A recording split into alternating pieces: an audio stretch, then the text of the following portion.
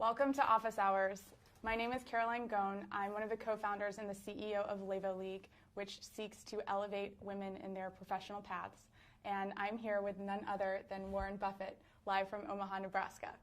Thank you so much for joining us. We're so thrilled to have 60 viewing parties around the United States and around the world tuning in, students, young professionals, all of you who are watching on everything from YouTube to Fast Company. We're so thrilled to have you, and we're so thrilled to take this next step in democratizing mentorship here today.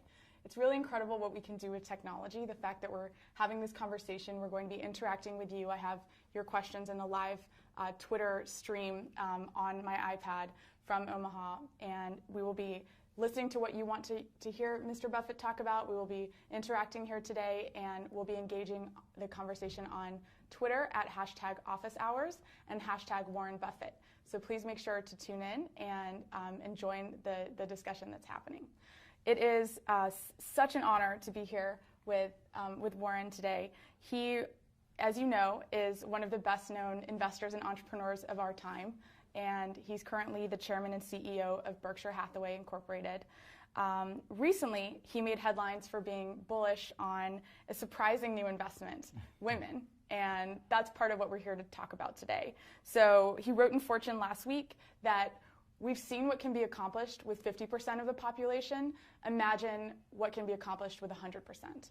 And we cannot wait to engage in that dialogue here today. We hope that you'll share what you learn on social media and that you'll continue to ask Warren questions here live so that we can make full use of this hour that we have with him. And let's get started. Let's do it. Without further adu, let's get started. So Warren, it's been a very big week for you. Yeah, we've been pretty busy, yeah. So you've joined Twitter, you just finished your shareholders meeting, and you recently joined Levo League. I finally came out of my shell. So my first question to you is, why technology and why now? Why opening up this conversation now? Well, I probably should have done it earlier, but actually when I read, I've had 40 colleges and universities that come out every year. I always insist that at least a third of the participants from each school be women. And I get a lot of questions from both men and women about their careers and all sorts of things. So I had really talked about with these students what I wrote about in Fortune last week.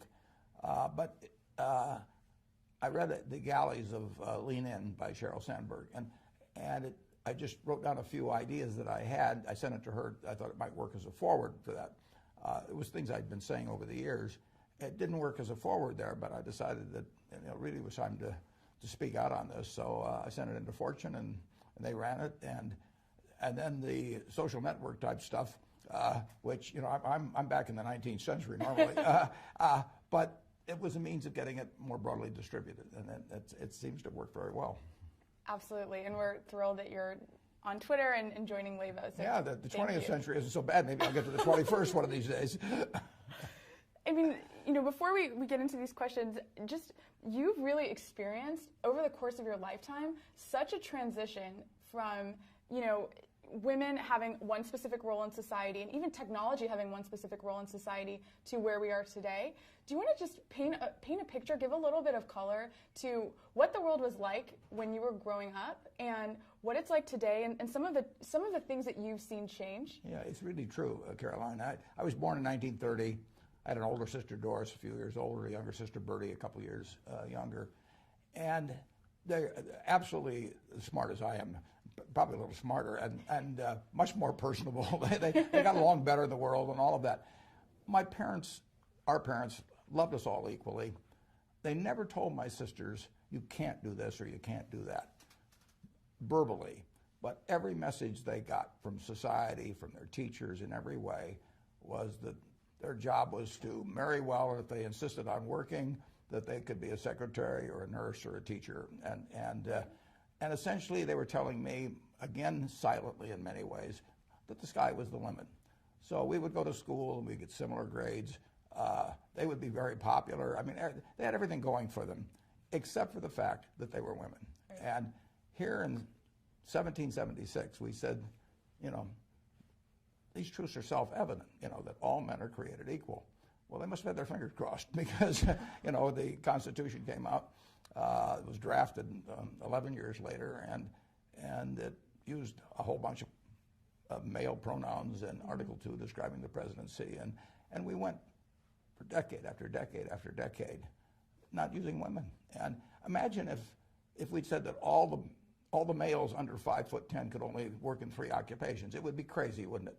Right. But it's just as nutty, in my view, to say half the population because of their female. I mean, the talent is there, but society just said, you know, if you want to be a teacher, fine. If you want to be a nurse, fine. If you want to be a secretary, fine, but forget everything else. Mm-hmm. So I have seen that change in my lifetime, although change was slow. I mean, we had the 19th Amendment passed in 1920, and as I point out in my article, the next 33 appointments to the Supreme Court were men, and the odds of that being by chance were 8 billion to 1. I mean, so now part of that was just inertia. Part of it was that attitudes dropped slowly, but part of it was that men liked it the way it was.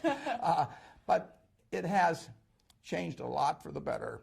There's still important ways to go. But my business class at Columbia in 1951 had 1 woman in it, you know, and I mean, it was a joke. That's changing. But I also said I've seen this with males too, but I've seen very, very bright women. I used the example of Katharine Graham, who was outstanding. While she was CEO of the Washington Post, the stock went up 40 for 1. She won a Pulitzer Prize.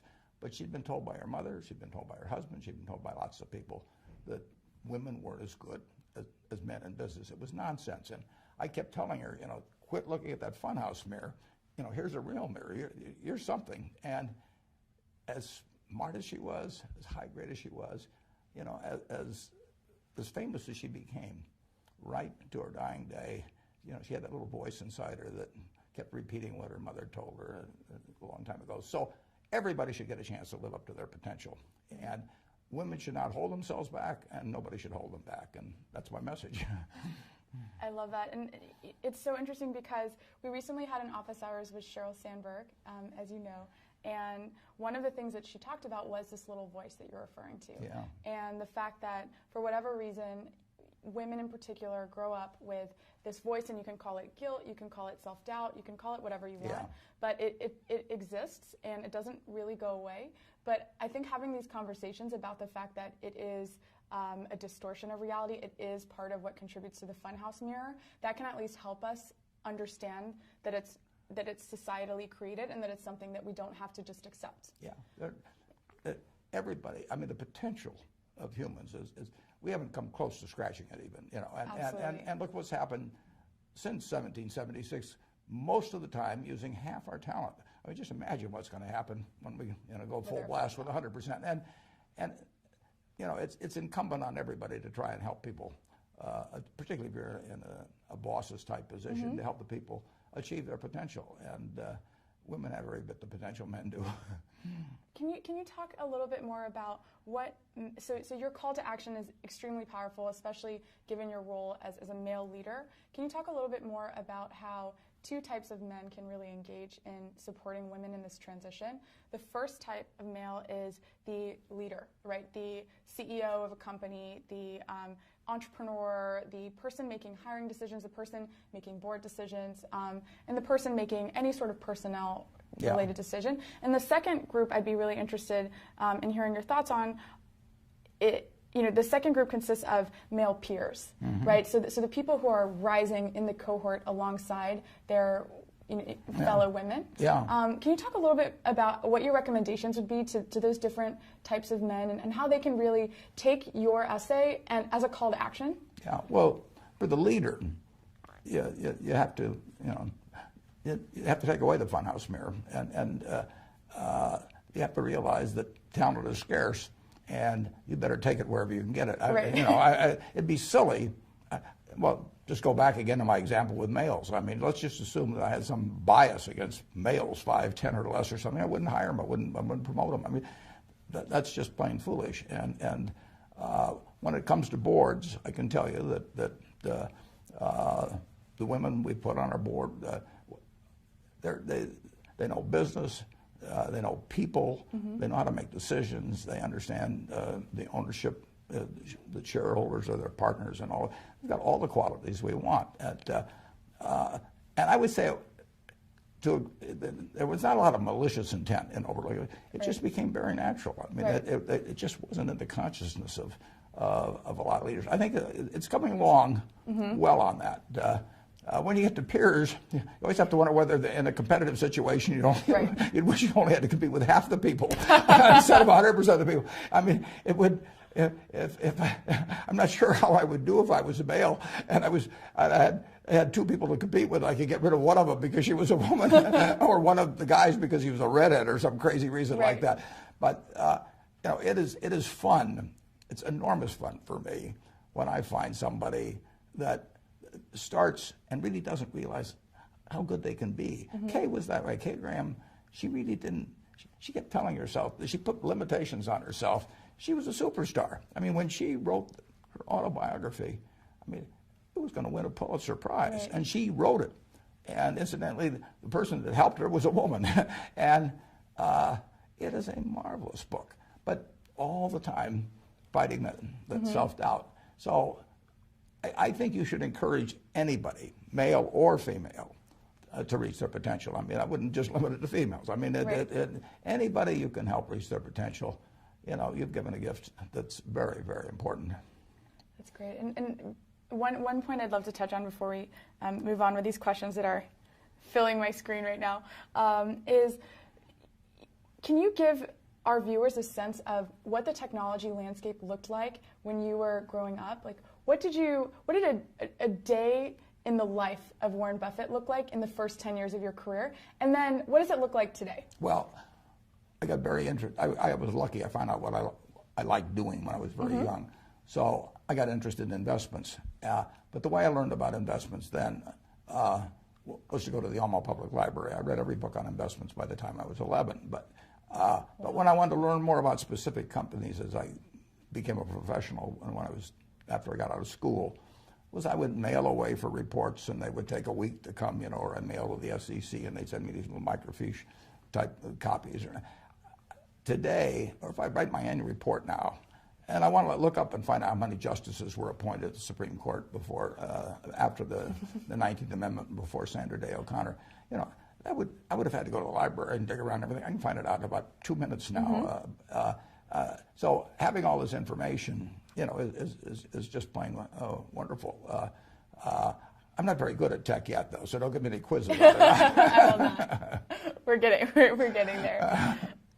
One thing that our users are really curious about is your working style. So we know anecdotally from some of the people who work with you, you take a lot of care in cultivating your personal relationships. You've had long-standing partnerships. You've really invested in the city that you live in your home. And tell us a little bit about how your philosophy towards people has developed, and how you think about partnerships and relationships. Yeah, well, Caroline, I run a company that has 24 people in the home office here in Omaha, and we have 285,000 people working for us.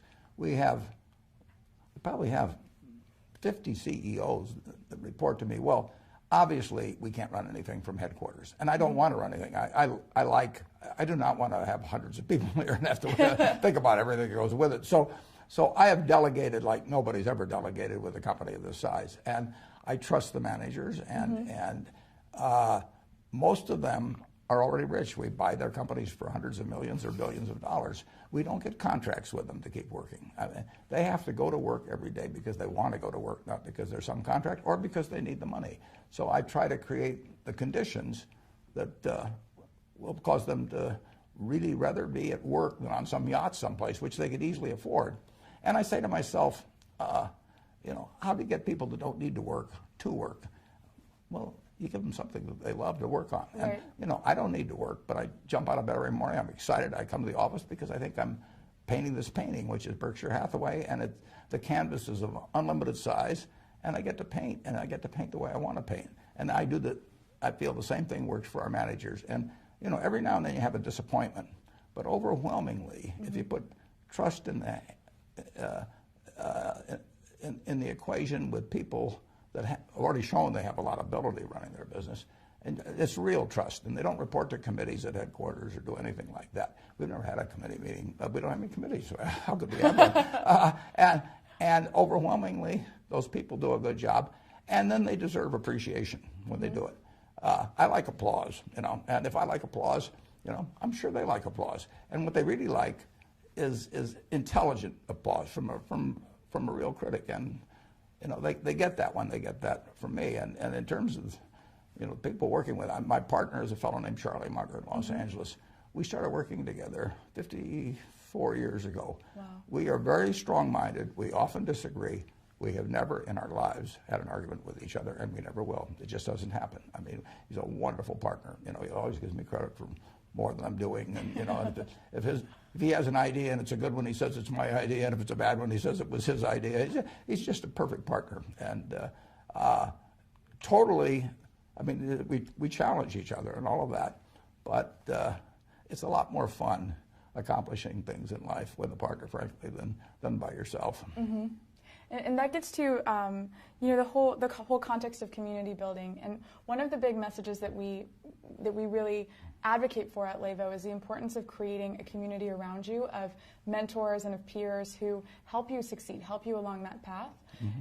Can you tell us a little bit about, and you started to discuss this obviously in the context of your mentorship relationship with Kay in your essay, but can you talk to us a little bit about maybe some of the unsung heroes in your life, maybe some of the people who've influenced you or supported you, but who haven't been as visible as others that we may have already talked about? Well, Caroline, I mean, if you tell me who your heroes are, I'll tell you how you're going to turn out. I mean, it's really important in life to have the right heroes, and I've been very lucky in that.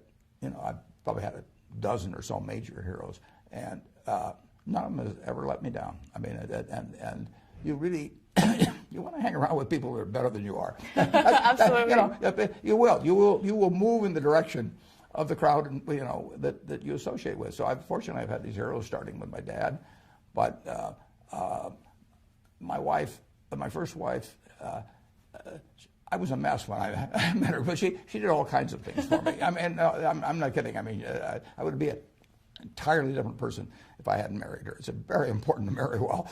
I had this wonderful teacher, Ben Graham. I've had other teachers like my friend Tom Murphy, that's on the board of Berkshire. A fellow named Joe Rosenfield in Des Moines. But you mentioned me being a mentor to Kay. Kay was a mentor to me too. I mean, she taught me a lot.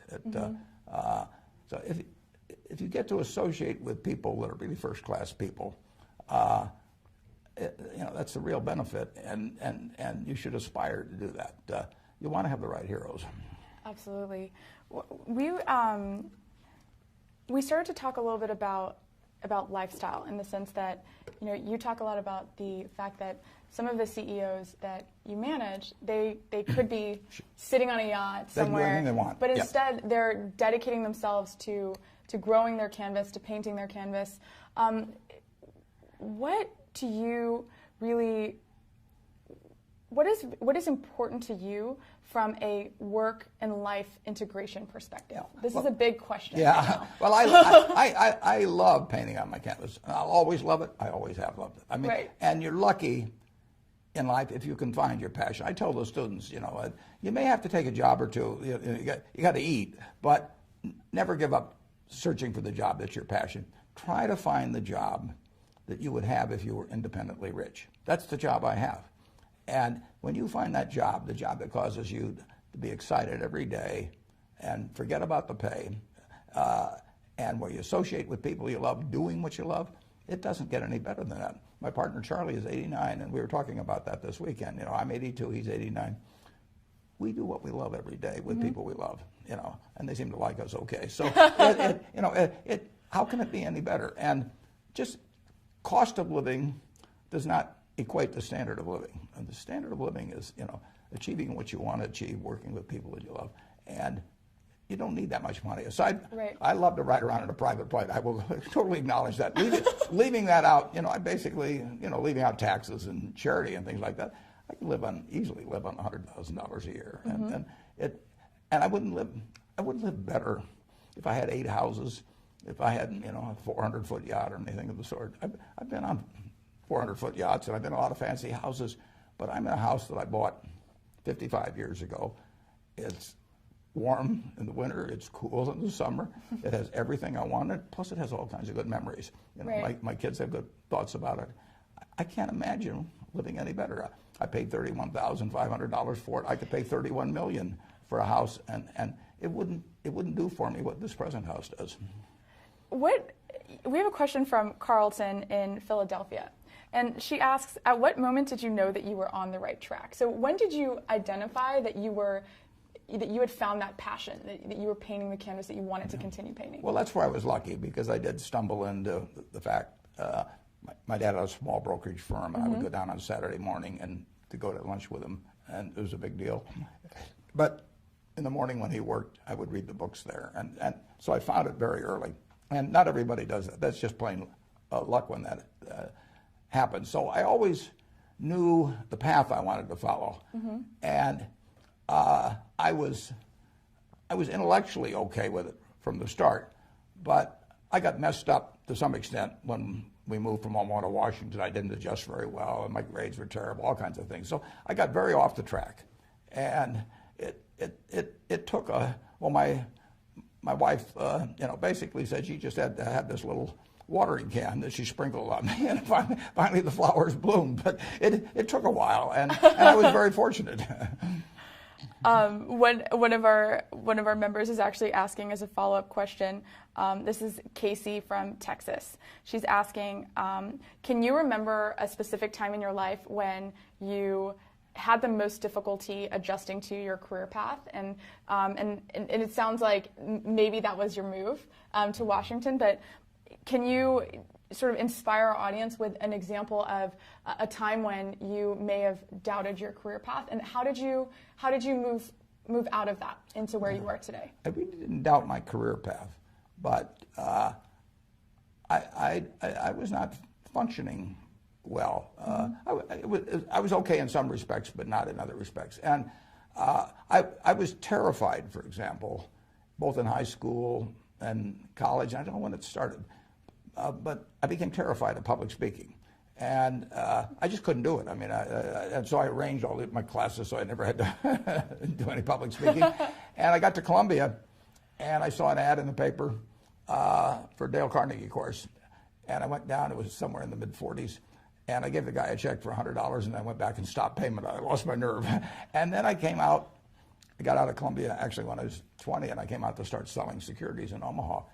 And I realized I had to get up and be able to get up in front of people. I couldn't go through life this way. So I saw an ad again in the local paper that there was a Dale Carnegie course being given.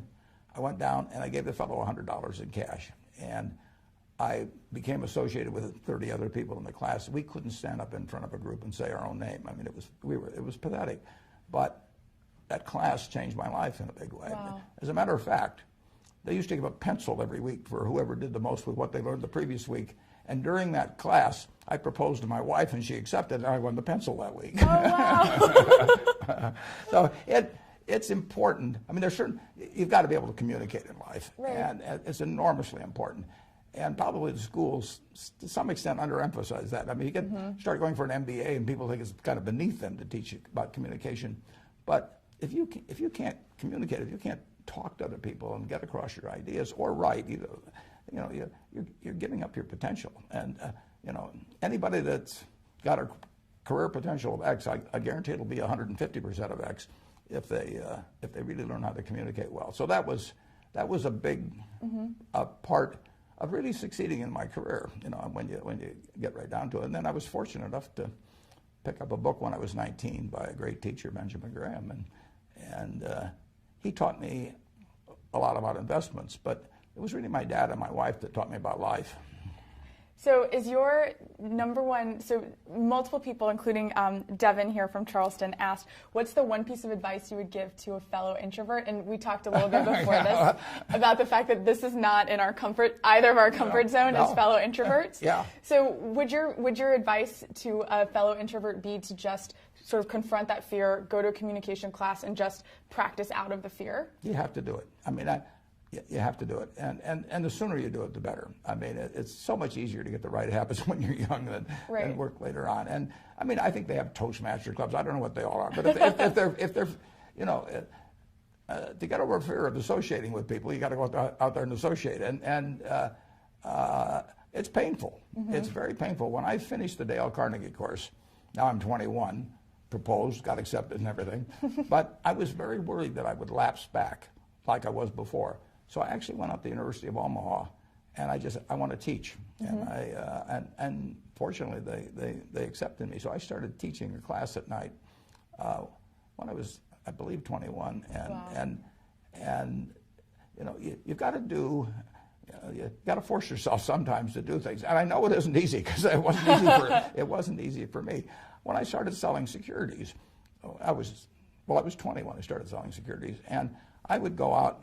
I used to walk around downtown Omaha and call on people, and there were people that I knew weren't going to be that friendly sometimes. And I'd walk around the block 3 or 4 times sometimes before I'd walk in. Work up the nerve to get in there. Absolutely, you know, it's not a bad thing to take a job as a salesperson, mm-hmm. just to interact with people. I used to sell shirts at JCPenney Company. You know, I sold men's suits, I sold children's clothing, and if you are somewhat introverted, like you say you are, and I know I am, just getting out there and forcing yourself to get into a situation where you talk with people. Most of them don't bite.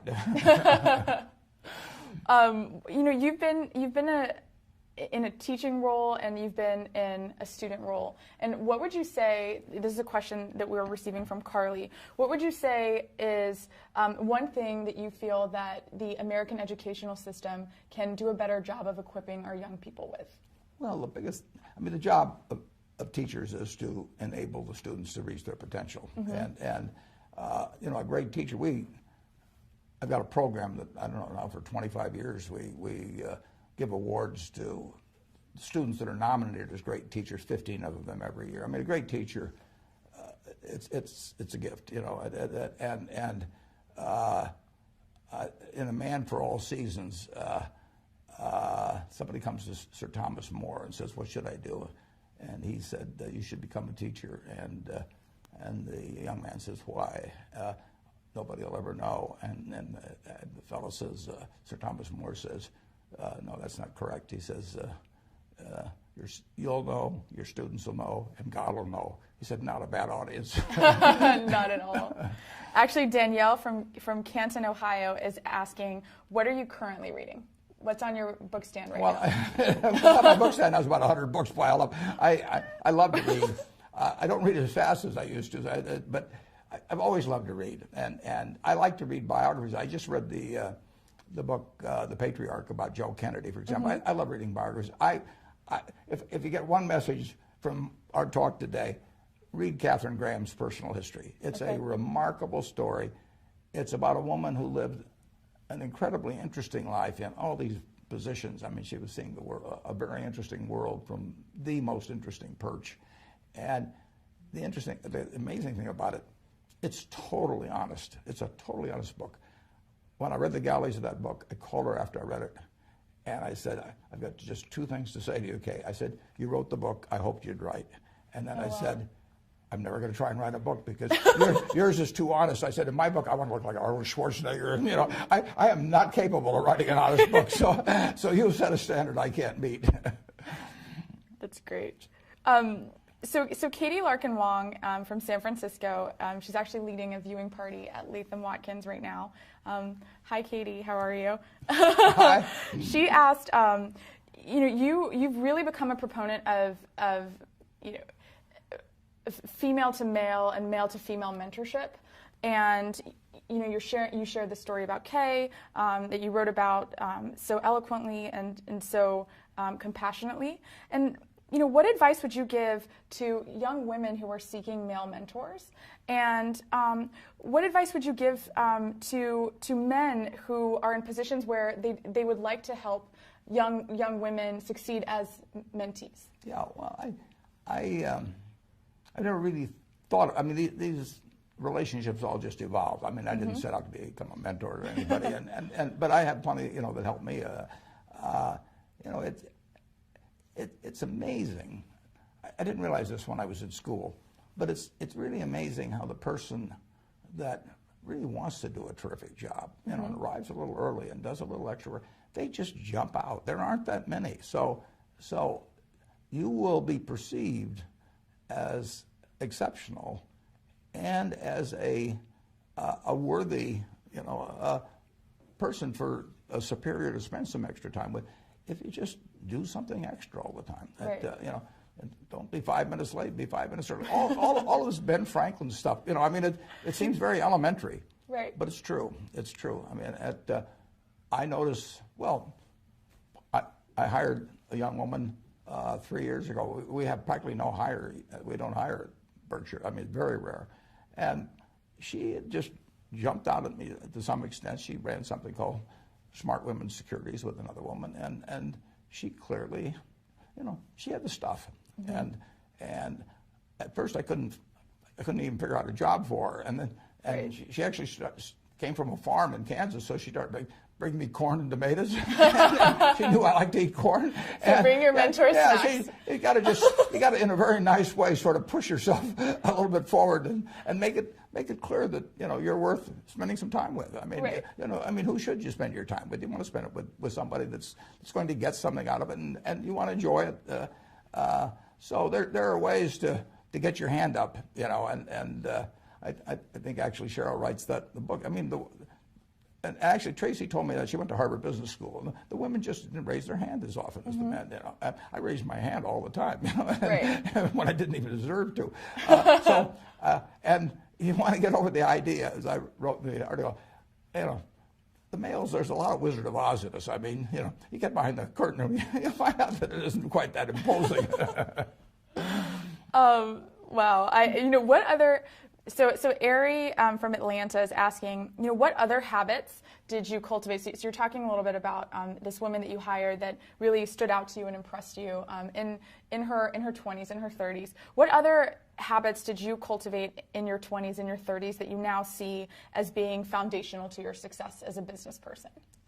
Well, I knew a lot about what I do when I was 20. I mean, I really read a lot, and I aspired to learn everything that I could about the subject. So intellectually, I knew a lot.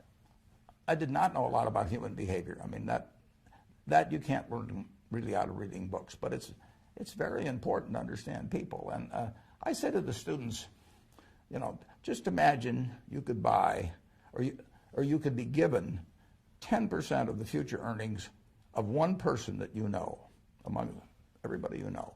Now, are you going to pick the person that's the smartest? Are you going to pick the person that can dance the best, or that can run the fastest, or anything like that? It's the right height. No, or anything. the right No, hair color. you're gonna pick the person that has the right habits, that is cheerful, generous, gives other people credit for what they do. You know, and when you look at all of the qualities that you admire in other people, which would cause you to pick that person, say to yourself, which of those qualities can't I have myself? Because they are, you know, you determine whether you have them. So just write them down on a piece of paper. Who is the person that you admire the most or like the best? Why do I like them? And just write down and then say, which of these can I do myself? And the truth is you can do them. And then you also, if you really want to carry it to the next extreme, you pick the person you dislike the most. And why do you dislike that person? You know, and you know, they're never fair about things, basically. They always claim more credit than they're due and everything. And write down those qualities and say, if you dislike that in some other person, why in the world would you want to have those yourself? So you just get rid of those. And it's a pretty simple thing to do. But you want to be the person that if you could pick your best friend, you know, that you would have the same qualities. Wow, that's really, and I think that's a new approach to this concept of professional development that I'm sure our members are really enjoying right now. One question: you can't change your IQ. You can't change how high you can jump or all of those things. But if you look around the world at the people that succeed and the people that other people want to work with, the natural leaders, it isn't because they have the highest IQ or they can kick a football the furthest or anything like that. They're people that you want to work with. I mean, I've got a wonderful friend named Tom Murphy. I know I would do anything for him. You know, he's never going to ask me to do it, but I mean, I want to. But I want to do it. I mean, I want to do it. I mean, he's done so many things for me, and you know, he doesn't have to pay me to do it or anything of the sort. That's what you want to. You want to look for that, and you want to be that. Who is one person who you have met recently who's really impressed you, and what about them really stuck out to you? Well, it's interesting. I'm going to meet Chelsea Clinton in about a week, and I'll bet I would give that. I'll bet after I meet her, we'll I give predict you that that answer. It's Chelsea. Yeah, I'll predict that. Yeah, yeah. No, that's a good question. Obviously, I've hired now these 3 people in the office, and they must have really impressed me. Because we don't hire very many people. No, right. No. And one fun question that's come from Twitter is, if you could pick one person, living or not, to have dinner with, tomorrow, who would you choose and why? Well, it'd be my dad and my wife. Yeah. That's great. Alrighty, so we're going to move to a little more of a discussion around leadership, success, and entrepreneurship. So Aaron from Los Angeles is asking, what are you most concerned about and what are you most excited about for future generations of young people as they ascend into the professional world? Well, the future is terrific. I mean, I would love to be a child being born today, particularly in the United States. It's so much better. And I mean, just think how much better it would have been for my sisters if they'd been born today or been born 10 years ago than being born around 1930. So, the potential is absolutely terrific. The thing we have to worry about the only thing really to worry about, you have to worry about economic things in this country. I mean, this country is going to move forward just like it has. In my lifetime, the real GDP per capita has gone up 6 for 1. Wow. There's nothing like that in the history of the world. We have to worry, and really, it has to be done through our leaders, but about nuclear, chemical, and biological, the spread of the knowledge of that into the hands of people that wish evil on their neighbor one way or another, because the ability to inflict harm on others has increased exponentially ever since the atom bomb in 1945. And there are a lot of psychotics and sociopaths and people out there. And if you go back a few thousand years, all you could do is throw a stone at the guy in the next cave. But now you can do a lot of damage. Right. And that's the cloud always on the horizon. But other than in the economic sphere, in medicine, education, all kinds of things, the potential is, we just started. Right, absolutely. We talk a lot about the fact that we are very fortunate to have been alive during this period of complete information transformation and technological transformation. And it's unbelievable. Right. I mean, in the last 15 or 20 years, I mean, the things I can do now right. that I couldn't do 15 or 20 years ago, it's incredible. Just in gathering information, but also I play bridge on the computer, a dozen hours a week, and I have so much fun doing that. And I can arrange a game in 30 seconds. And it used to be I had to call people and they'd get them together. Right. It's a wonderful world. Who is your favorite bridge partner? Well, my favorite bridge partner is Sharon Osberg, who lives in San Francisco. She's a 2 times world champ, and I'm 2 times world chump. But we have a lot of fun together playing, and she's been great. I mean, we started playing together 20 years ago, and it's because of the computer. I can play with her, obviously, if she's in San Francisco. Right.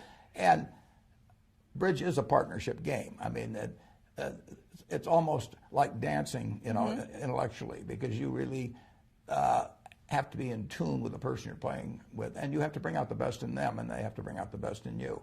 And not all couples achieve that. Right. Sharon and I like to play against married couples sometimes. When they get mad at each other, they stay mad, and they do foolish things. So my parents have been trying to convince me to learn bridge for about 25 years. So I am now officially converted. If Warren Buffett thinks that bridge is a valuable intellectual exercise and partnership exercise, done. I will now commit to playing bridge. You'll be good too. Thank you. And I will return to Omaha and challenge you. Good. Good. I'm not going to play you for money. You look tough. So what do you? So people are reacting so quickly. So Shocker from New York just asked, speaking of habits and speaking of games like bridge, what other daily habits do you have, and which ones do you find to be the most rewarding? Well, I am really a creature of habit, but I read at least 5 hours, probably 6 hours a day, and wow. I just like to read. Now, a lot of it ties in with the business I do, but I enjoy it. I wouldn't be doing it otherwise. I mean, if I'd rather be out on a yacht or out playing golf all the time, I'd do that. But I just love getting more information, and I like building Berkshire. It is my canvas. So I spend a lot of time doing that. I play some bridge. I talk to my friends, and I pretty much don't do anything I don't like to do. I'm very fortunate in that. I mean, I really don't have to do almost anything. I mean, right. I don't. I would not like to be president of certain organizations because there's so many obligatory duties, lots of speeches or something of that sort. And I am pretty much in command of my own time. And you can say, well, it's kind of a crazy way to spend it, but I have a lot of fun doing it. One question that we've received from Twitter is around the cultivation of time. Learning how to say no is equally important to learning how to say yes when managing your own time in your life. Absolutely. Can you help us understand how to cultivate that mindset of being comfortable saying no, being comfortable delegating? This is something that we found with our members is especially difficult for young women. It's tough. And we'd love to just hear your take on that, and maybe any advice you have to share about that. I met Bill Gates in 1991, and when I did it, we had a great time talking. He thought he was going to hate it, and I wasn't too keen on it either. And about 10 hours later, we were still talking. But what really got him was when I pulled out this little date book. I'm probably the only guy in the United States with one of these still. Oh, no, I have one over there. And I just flipped through it, and, there's practically nothing in it. And Bill was really impressed by that. And you've got to keep control of your time. And you won't keep control of your time unless you can say no. Mm-hmm. You can't let other people set your agenda in life. And, of course, I know I'm in a very fortunate position on that because and in another way, I'm not so fortunate because more people ask me for things. and they're usually friends, and they say, well, can't you just make this one talk or right. attend this one graduation or whatever it may be? You just have to develop the ability to say no and do it a few times. If a woman can't say no, she's in trouble, right? Right. And I mean, is this something that becomes easier over time, or how did you? I don't think it gets a lot easier. No, there's a few things that really just are uncomfortable enough. The thing I dislike the most, mm-hmm. the only thing I really dislike in connection with my job is if I have to fire somebody. I mean, that does not get easier for me as life has gone along. And saying no is not like firing people, but it's got a little bit of the same aspect to it. Right. It's not easy to say no, particularly to a friend. But I will have every day 3 or 4 or 5 requests to do something, and I can't do them all. But I'm not promising it gets easier. but just keep doing it. Right. Otherwise, other people will be running your life. I think so you referred to hiring and firing, and just kind of going back to some of the more important discussions that have to happen in the context of an effective business. Shannon, in particular, from Florida, is asking, what tips do you have on how to really negotiate your worth in the workplace? Whether it's negotiate your salary. We had Equal Pay Day recently, and that's something that we really worked to teach our members how to do.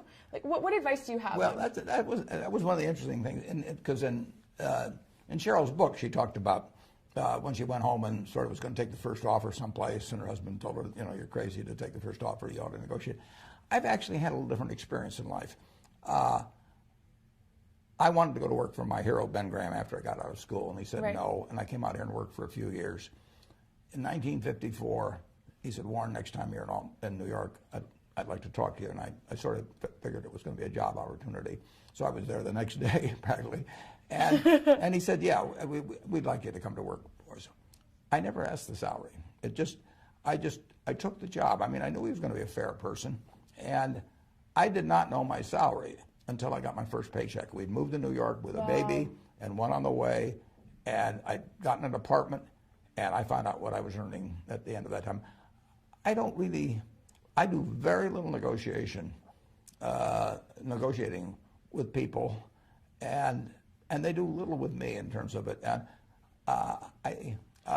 Cheryl, said that, and maybe if I was a woman, it'd be different because they might be treating me unfairly. Right. But I don't think when you find who you want to work for and what you want to do, I don't really. I wouldn't believe in negotiating much. Although, like I say, if I was a woman, I thought I was getting paid considerably less than somebody else that was equal coming in. That would bother me a lot. I probably wouldn't even want to work there. I mean, I'd probably want to.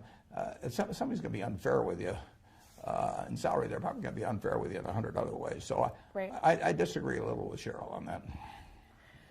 And one of we have about 10 minutes left, so I'm going to give you about two or three more questions from our audience here. Okay, great. And we have a question here from a young lady named Nancy, who is writing to us from Entrepreneur Magazine.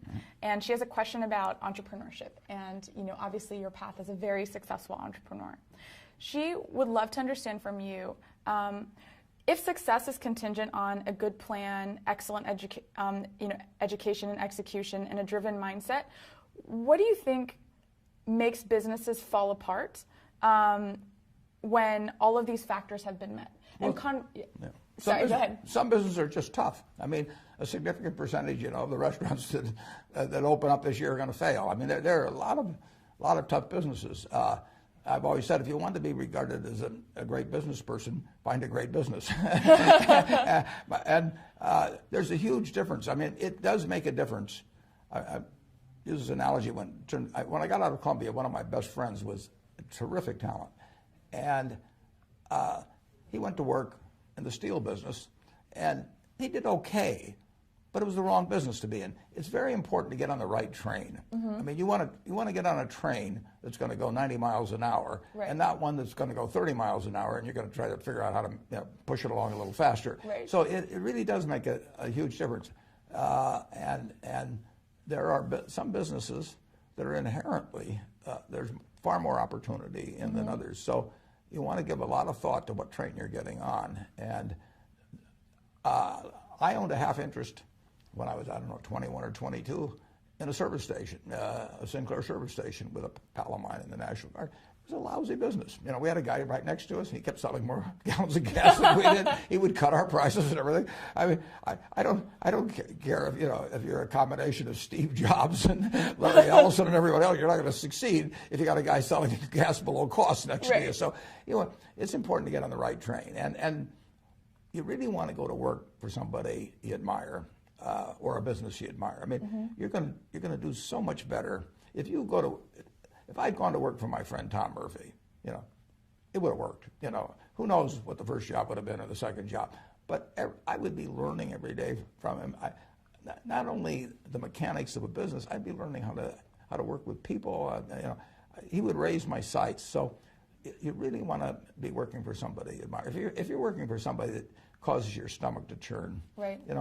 Maybe you have to keep doing it, to keep eating for a while, but don't settle for it. Okay. And you talked a little bit about your experiment with this station.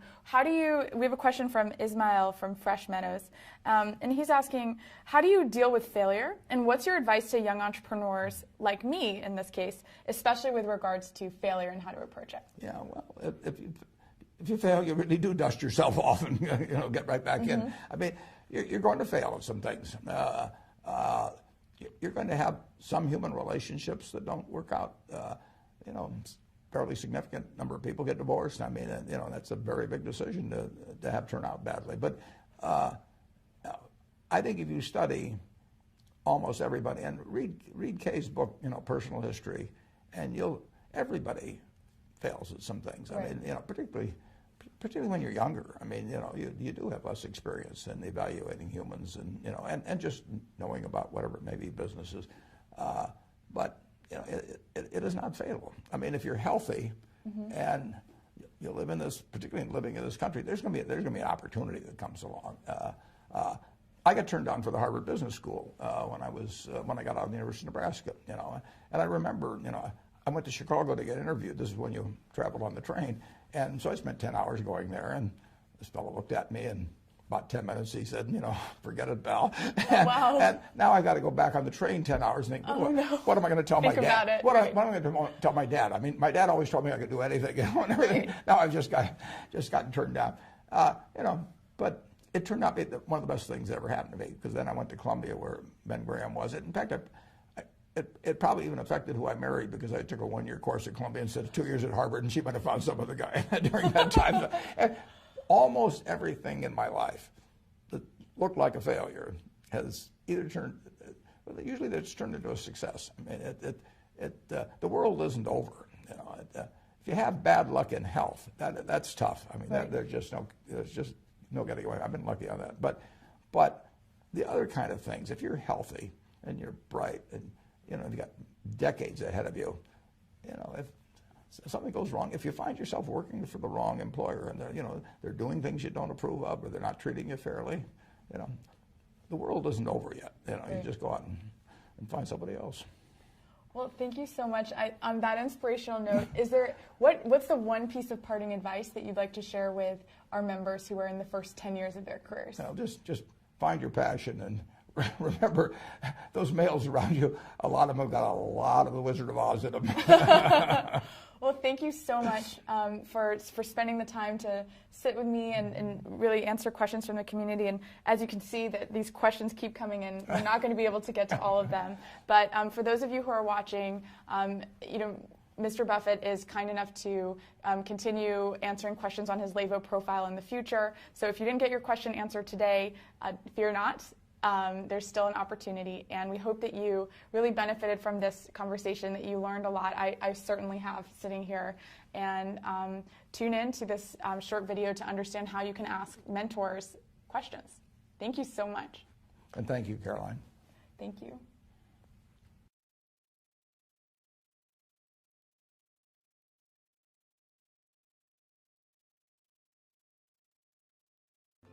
Have you ever thought, what exactly is a mentor, and where am I supposed to find these amazing people? Mentors are one part of the success equation, and Levo is here to help.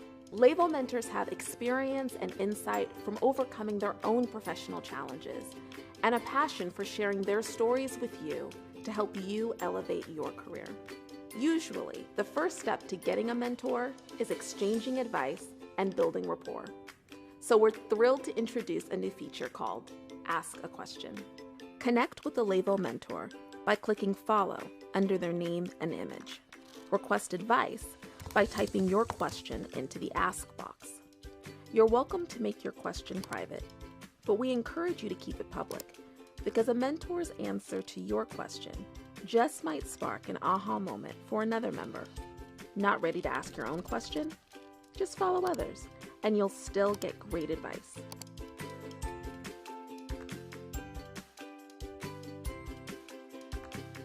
You're a part of Levo. We're all here to help each other. Just ask. And don't keep us to yourself. Share this video, invite others to join, and feel the Levo love.